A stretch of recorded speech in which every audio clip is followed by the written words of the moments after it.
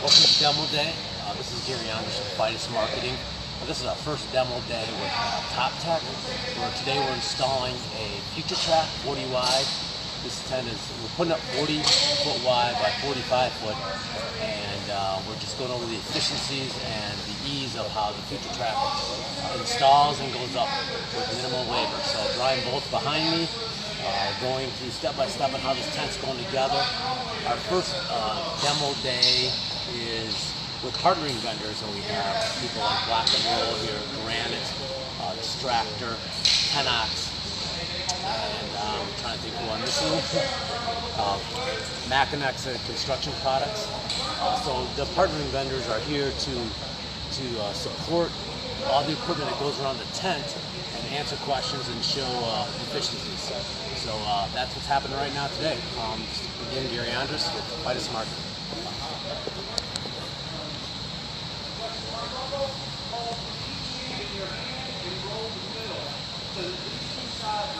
If you don't, then what you're going to end up is more threads on one side than the other. So if you just hold this side, what we call the yoke end, and then the cable end, you hold those fixed and just roll it, then you're getting twice as much adjustment as one rotation of the turbo. So what's happening right now is this tent's out of square a little bit, I can tell, because I'm having to go to the end. You see I'm still a little bit out of line. What needs to happen, this whole, you take this end, this cable in, and you shift this whole thing to my left, it's going to come right into place. So let's do that. Yep, just on your way. See that? That's all I need. That's good. I didn't really have to adjust the cable to get there. Yeah. It's just a little out of square. But you can see it right now. See how this is not tracking right down the middle of the, yeah.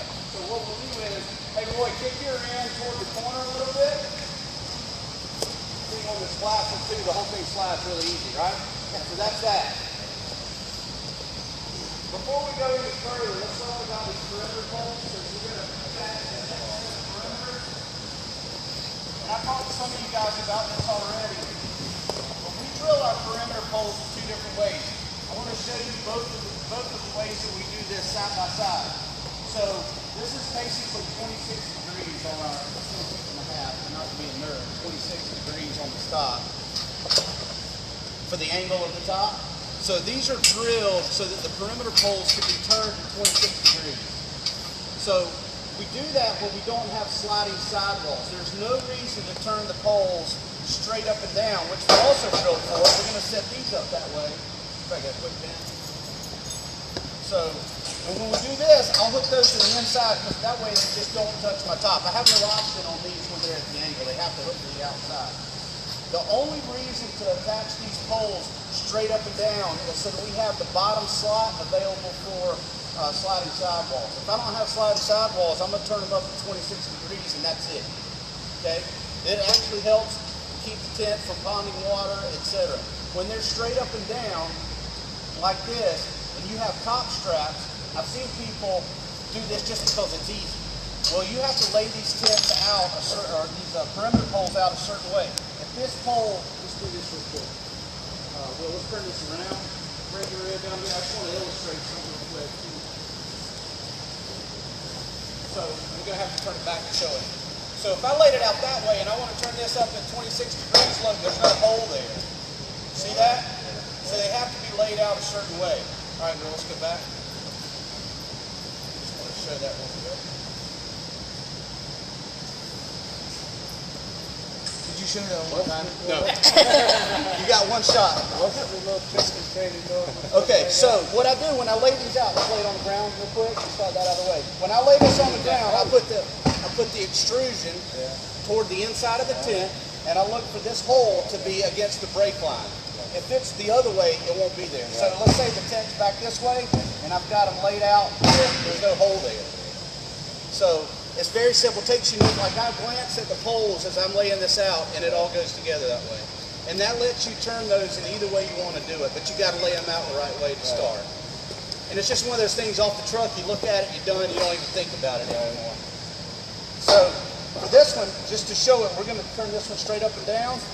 what we do on our intermediate brackets too is there's a stop pin. You ever notice that? So I bring that to the stop pin, the hole's there. I don't have to look for it. Okay? So while we're talking about this, let me show you too. We have, when we have these sliding sidewalls, we have whatever balance style we use, we still have buckles. We either have a traditional buckle band. These tops you're going to see today are a little bit different. We have a traditional buckle band. On a 15-foot section, there's going to be 5 buckles across there that are sealed. They're sewn to a piece of fabric, sealed to the bottom side of the tent. So you'd have 5 buckles. Well, those buckles, what happens, if we're going to leave that bottom slot open for sliding walls, to be able to open and close those, I can't wrap that strap around the pole or I can no longer slide those walls. So what we have, we just call these slider buckles, okay? So whatever style of top you have, whatever number of straps it has, you get that number of buckles. They slide in the outside slot in this extrusion, so it's attached here. That strap of the top will go over the pole, through that, and then back to itself without wrapping it around the pole. So that anchors that strap to the pole without wrapping it around the pole. So now I still have my tops attached to the perimeter, but I still have the functionality of the slot opened up on the bottom for the sliding wall. Make sense? And then we also have, we have what we call liner sliders, and it's basically a piece of keter with a number 2 grommet set in it. And it goes to the inside slot, and that lets you make liner attachments. So whatever number of hooks you need to attach your liner, it typically results in a better liner fit, because most liners have the hooks on the perimeter to go to the curtain rope on the outside. So this lets you attach that to the inside, and it just gives you a better fit for the liner without trying to get it all the way around these poles and to the curtain rope on the outside. Everybody clear? Yeah. All good? That's my sidewall spiel for today, so if you didn't get it, you got one shot at it. So anyway, I'll leave those here. So again, if you don't need sliding walls, I recommend that you always put the perimeter up like at the ankle. If Reynolds didn't have sliding walls, you always did them like that, didn't you? Second nature. Don't even think about it. So I'd recommend you get used to laying out